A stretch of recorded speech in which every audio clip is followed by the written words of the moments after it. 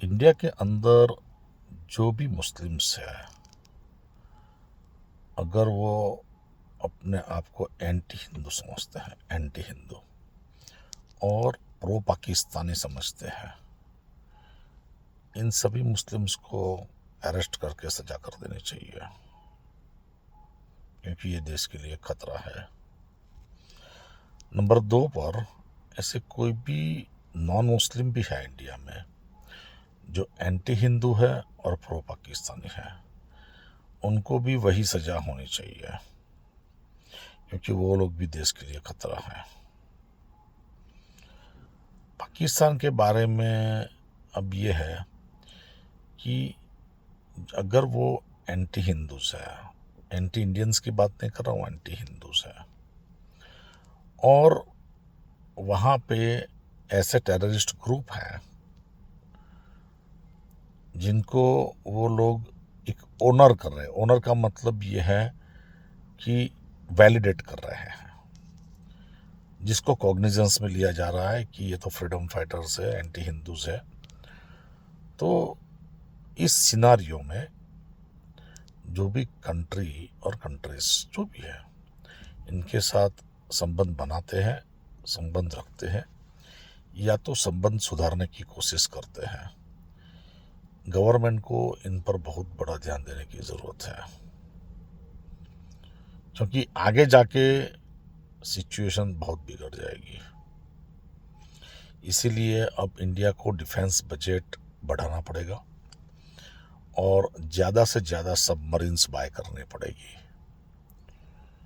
और वो भी न्यूक्लियर सबमरीन्स। या तो सबमरीन्स लीज पर लिया जाए, क्योंकि अब ऐसा है कि डेटरेंस के लिए बहुत थ्रेट आगे बढ़ गई है, आगे जाके कुछ भी हो सकता है। तो मैं इंडिया को सिर्फ यही मैसेज देना चाहता हूँ कि कोई भी कंट्री हो, चाहे वो बांग्लादेश हो, श्रीलंका हो, पाकिस्तान हो, इवन तो नेपाल हो, अपने हॉस्टाइल कंट्रीज या जो कंट्री हॉस्टाइल बन गया है, don't let them grow more hostile. आगे जाके बहुत बड़ी तकलीफ होगी। तुर्की और चाइना का तो हमने देख लिया, चाइना का तो हम समझ सकते हैं, लेकिन टर्की को भी। तो हमें एक बड़े पैमाने पे एक डेटरेंस की ज़रूरत है, एक ऐसा डेटरेंस कि इंडिया के सामने टक्कर लेना, यानी इसके बहुत बड़े कॉन्सिक्वेंसेस होंगे। जब तक ये डेटरेंस क्रिएट नहीं करेंगे, कम से कम हमारा जो बजट है 100 बिलियन तक करना पड़ेगा, $100 बिलियन, क्योंकि इसी में इधर इज की, और इजराइल और रशिया से वेपन्स बाय करें, और किसी कंट्री को अब कहने की ज़रूरत नहीं है कि भाई एंटी हिंदू टेररिज्म जो है, क्योंकि टेररिज्म में भी अब रिलीजन पर बात आ गई, एंटी हिंदू टेररिज्म है, ये कोई आम टेररिज्म नहीं है। और इंडिया एक सेक्युलर कंट्री है, इसीलिए उसका हक कश्मीर पर बनता है।